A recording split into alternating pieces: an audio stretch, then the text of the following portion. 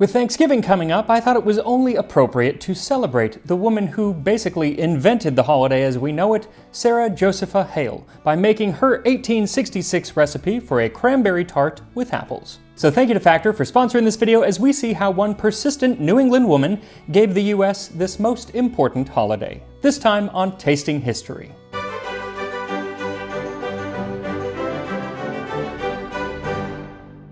Today's recipe comes from the 1866 edition of Godey's Lady's Book, a woman's magazine published in Philadelphia from 1830 to 1898. The most famous editor of this magazine was Sarah Josepha Hale, an abolitionist, author of Mary Had a Little Lamb, and die-hard proponent of Thanksgiving. In her magazine, she often touted the benefits of a holiday that brought people together in the spirit of gratitude that culminated in a large meal. And she would print menus for these meals, which sometimes included cranberry tarts, and she has a cranberry tart recipe, though really it should be called a cranberry apple tart because the recipe calls for you to take a half pint of cranberries, pick them from the stems, and throw them into a saucepan with half a pound of white sugar and a spoonful of water. Let them come to a boil. Then retire them to stand on the hob while you peel and cut up 4 large apples. Put a rim of light paste round your dish, strew in the apples, pour the cranberries over them. Cover with a lid of crust and bake for an hour. For a pudding, proceed in the same manner with the fruit and boil it in a basin or cloth. Today I feel like we eat a lot more cranberry sauce than cranberry tarts, though they had cranberry sauce then too. In fact, it had been around for a couple centuries by then. In 1671, John Josselyn, in his work New England's Rarities, wrote that the Indians and English use cranberries much, boiling them with sugar for sauce to eat with their meat. Some make tarts with them, as with gooseberries. And in the first American cookbook, fittingly named American Cookery, compiled in 1796 by Amelia Simmons, she includes a recipe for a cranberry tart, which is basically just cranberry sauce inside of a tart. The entire recipe just says cranberries are stewed, strained, and sweetened, put into paste number 9, and baked gently. Hence my making this slightly more complex version of a cranberry tart. So for this recipe, what you'll need is a double pie crust. And you can use basically any crust that you want, but I'm going to be using a recipe that comes from Godey's Lady's Book, albeit the edition from 1865, which is similar to a modern crust, except I feel like it has a lot more butter than most crusts do today. This one calls for 1 pound of dried flour and 1 pound of butter, well squeezed in a clean cloth to get the salt out. Butter was far saltier back then unless you were using fresh butter, which didn't have any salt in it. But if you were using salted butter, even after squeezing out as much salt as you could, it still would have a bit of salt in it. So for this, I'm going to use 1 pound or 450 grams of cold salted butter cut into little cubes, 1 pound or 450 grams of flour, and a few tablespoons of cold water. Then for the filling, you'll need 4 Granny Smith or other good baking apples, 1 1/8 cup or 225 grams of sugar, 3 tablespoons of water, and 1 1/4 cup or 120 grams of cranberries. Cranberries are great because not only do they taste good, but they can help prevent scurvy, which today, not such a huge problem, at least where I live, but in 1671 it was quite the scourge, and so John Josselyn, I'm sure, was very happy to report that the cranberry or bearberry, because bears use much to feed upon them, are excellent for scurvy. They are also good to allay the fervor of hot diseases. Today, I fight off scurvy not with cranberries, but with things like cilantro lime cauliflower rice, the kind that accompanies this Indian-style butter chicken that I got from today's sponsor, Factor. Factor, which is owned by HelloFresh, makes meeting your nutritional goals, like fighting off scurvy, easier than ever by delivering fresh, never-frozen, dietitian-approved meals right to your doorstep. They're especially a lifesaver at this time of year because I feel like there's a lot of cooking already going on, and so when you're gearing up to make a big old Thanksgiving feast, last thing you want to do is make yet another meal, so you can just go to your refrigerator, grab a Factor meal, heat it up, and in 2 minutes you have a freshly made meal ready to eat. And they have meals to fit almost any lifestyle, with 35 weekly options including vegan, keto, and calorie smart. They also have lots of snacks and breakfast options like juices, smoothies, or these cold brew latte protein shakes. So to give Factor a try, head over to factor75.com or just click the link in the description and use my code 50tastinghistory and you'll get 50% off plus free shipping on your first Factor box. That's factor75.com for 50% off of your first Factor box plus free shipping when you use my code 50tastinghistory. Now to make this tart, you need to start by making your dough. So rub the butter into the flour with your fingertips. You want the butter nice and cold and to work fairly quickly so it doesn't melt. Once it's pretty well incorporated so there are no really big pieces left, add a couple tablespoons of the cold water, but only add enough so the dough can come together. The less water, the better. Once it forms a dough, divide it into two pieces, one slightly larger than the other, then one at a time set them out onto a lightly floured surface and gently roll the dough away from you to form a disc about the width of your thumb. Wrap it up and set it in the fridge for at least an hour and then repeat this with the second piece of dough. Once the dough is well rested, take the larger of the two pieces out, set it onto a lightly floured surface and roll it out into a large circle. With the high butter content in this dough, it starts to just fall apart, so just make it as thin as you can so you can line a pie dish with it with enough dough that it overhangs the sides. I started with a deep pie dish, but realized quickly that a shallower pie dish would actually work better, so I switched over to that. Whatever you use, put it in the fridge while you make your filling. We'll start with the scourge of scurvy and one of my favorite bands, the Cranberries. Add them to a saucepan along with the sugar and the 3 tablespoons of water, then set the saucepan over medium-low heat and let the sugar begin to melt. Do not be tempted to raise the heat to rush the process because you can easily burn the sugar. Just let it slowly melt and eventually it will liquefy and you can stir to coat the berries. Then continue to heat it until it's at a low boil and let it boil for about 2 minutes, keeping it on a low heat. Then turn off the heat and set it aside to cool just a little bit while you peel, core, and slice your apples into thin slices. In a modern apple pie at this point, you'd often add some lemon juice and a bunch of spices like cinnamon, but this recipe just has you use nothing. So I'm not using anything. I'm just lining the bottom of the prepared pie dish with the apples. Then pour the cranberries with the sugar syrup all over the apples, making sure the cranberries are fairly well distributed. Then remove the second piece of dough from the refrigerator and roll it out just like you did the first, but cut out a disc the size of the top of the pie. Set that on top of the cranberries and pull up the bottom of the crust, crimping it with the top to make a nice outer crust. Then cut a few holes in the top to let the steam out and set it on the middle rack of the oven at 425 degrees Fahrenheit or 220 Celsius and bake for 10 minutes. Then reduce the temperature to 300 degrees Fahrenheit or 150 Celsius and bake for another 45 to 50 minutes or until the top is nicely browned and it reaches an internal temperature of 195 to 200 degrees Fahrenheit. You can also just watch for the insides to start bubbling out of those little holes that you made. Then take the pie out and set it on a wire rack to cool completely before slicing. Now, as I mentioned, we have this recipe because of the editor of Godey's Lady's Book, a woman named Sarah Josepha Hale. But we have something else because of her as well, and that is Thanksgiving itself. Thanksgiving has been with us in what is now known as the United States of America since before there even was a United States of America. Even before the Pilgrims had their famous Thanksgiving in 1621, which I covered in another video, the Catholic Mass of Thanksgiving was celebrated in what is now St. Augustine, Florida in 1565. But it was the Puritans of the New England colonies of Massachusetts and Connecticut who kept Thanksgivings going throughout the 17th and 18th centuries. But even then, it was typically a local or maybe colony-wide celebration at most. And by celebration, I mean a very long day at church, followed by a very big meal with friends and family. For a nationwide Thanksgiving, we would have to wait until we were a nation.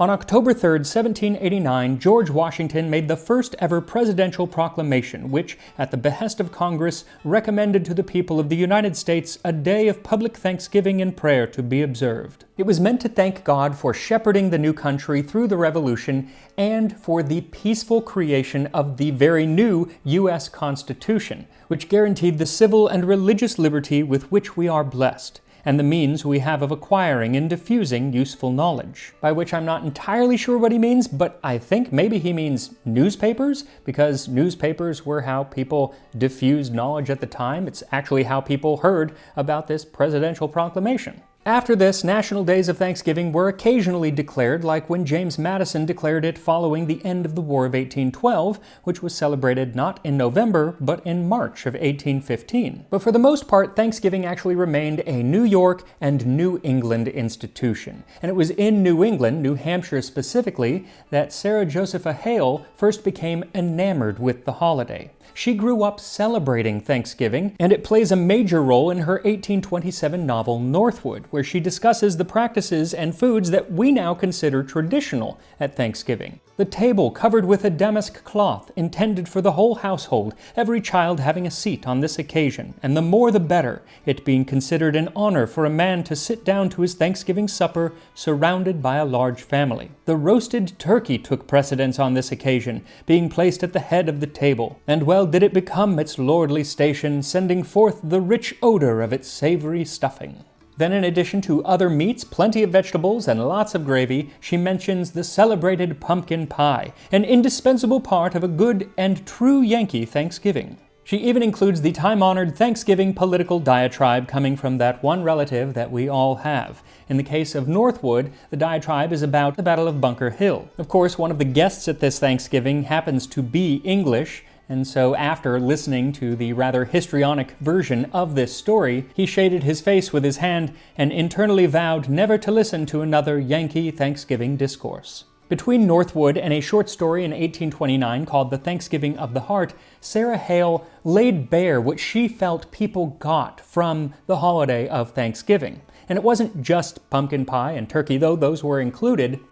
No, it was also the time that family and friends could come together despite their differences and sit in peace and have a wonderful meal. There is a deep moral influence in these periodical seasons of rejoicing in which a whole community participates. They bring out, and together as it were, the best sympathies of our nature.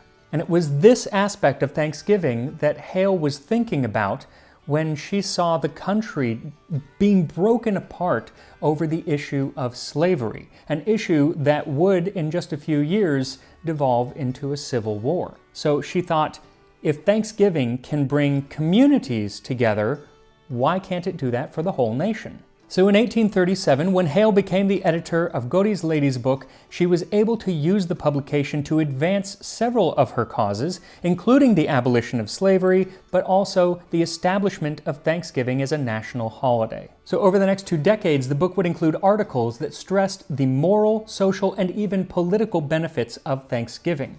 She even says that the timing of Thanksgiving at the end of November is advantageous because it follows elections, which were becoming ever more divisive in a country that was leading up to civil war. We hope the governors will unite on November 26th, the last Thursday in the month. Then the war of politics will be over for the year, and all elections, state and national, will be closed. The harvests of the country gathered in, the preparations for winter made. And the crowning glory of all the blessings God has during the year bestowed on our great nation will be the union of all our states and territories in a day of national thanksgiving.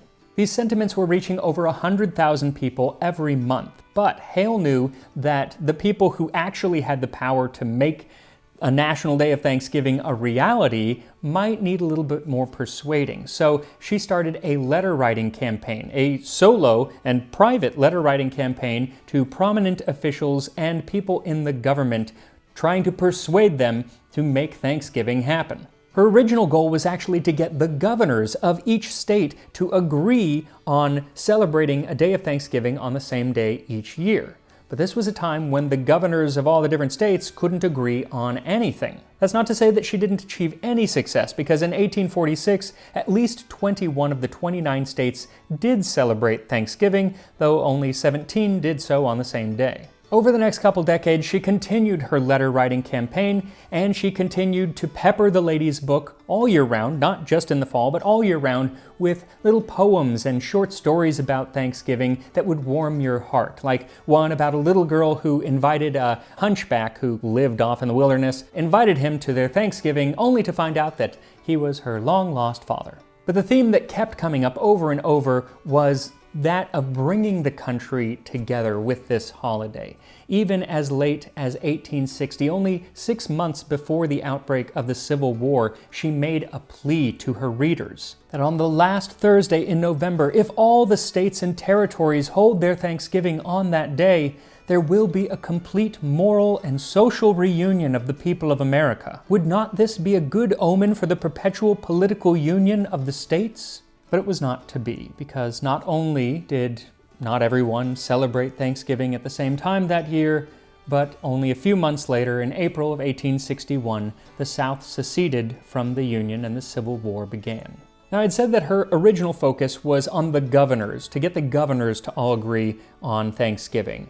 But she also wrote to the different presidents. She wrote to Zachary Taylor, Millard Fillmore, Franklin Pierce, and James Buchanan.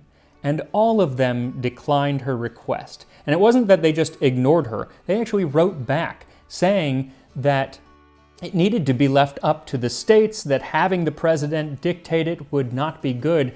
Franklin Pierce even said that I perceive serious objections. But even with the war raging on, Sarah Hale would not be deterred from her cause. And in 1863, she wrote to President Abraham Lincoln and to his Secretary of State, William Seward, who, as a former governor of New York, was well acquainted with Thanksgiving already and had fond memories of the holiday. Now, by this time, Sarah Hale was 74 years old, so she didn't have time to be polite in her letter. No, it was long, it was forceful, she demanded that this happen, and she demanded that it happen next week, the week after she sent her letter. And it shouldn't just be a one-time thing, rather it now needs national recognition and authoritative fixation only to become permanently an American custom and institution. But this letter, a letter that Seward himself called interesting, actually worked. It was forceful, but it worked. Even the timeline that she set out, because on October 3rd, 1863, just a week after she had sent her letter, President Abraham Lincoln issued his Thanksgiving proclamation, and ever since, the country has celebrated a national yearly day of Thanksgiving at the end of November. The date has changed a couple times in history, but that's subject for a different video. And with the exception of football, the Macy's Thanksgiving Day Parade, and the Peanuts Thanksgiving Special, it's celebrated in much the same way that it was 200 years ago when Hale wrote about it in Northwood. Just as then, our tables today will be laden with turkey and stuffing and pumpkin pie, and at least on mine, a cranberry and apple tart. And here we are, Sarah Josepha Hale's cranberry tart. It held together really well, and the slice, it's sliced very nicely, which made me happy. I am curious how much cranberry flavor there's going to be, because that's a lot of apple to a little cranberry, but I don't know. Let's give it a taste. I'm gonna get some of that crust. It's really good. So the cranberry is plenty. You don't need any more cranberry. It's a strong flavor. And I don't know if you can see, but the apples are kind of pink because the cranberry and the sugar, the syrup, seeped through and pinkified the apples. That's a word. But it's that crust, actually, that's really good. So the crust is hard to work with because of all that butter, but it's worth it. That's some good crust. I was going to say that it would probably need like cinnamon or some benefit from some sort of spice, and maybe it could, but doesn't need it. The sugar is enough. The flavor, if you get flavorful apples, that's enough. And then instead of spice, you have that cranberry, which is fantastic. So I encourage you to make this. And if you do, put a picture up on Instagram or my Reddit and share it with me. I love seeing what people make from the show, especially around the holidays. It's like, I'm here at your Thanksgiving. Not sure why that was a semi-English accent, but I love that. So Instagram, or Reddit, any of those places, Facebook, tag me. I love seeing them. Make sure to watch the other Thanksgiving videos that I have. I'll put a playlist down here somewhere, and I will see you next time on Tasting History.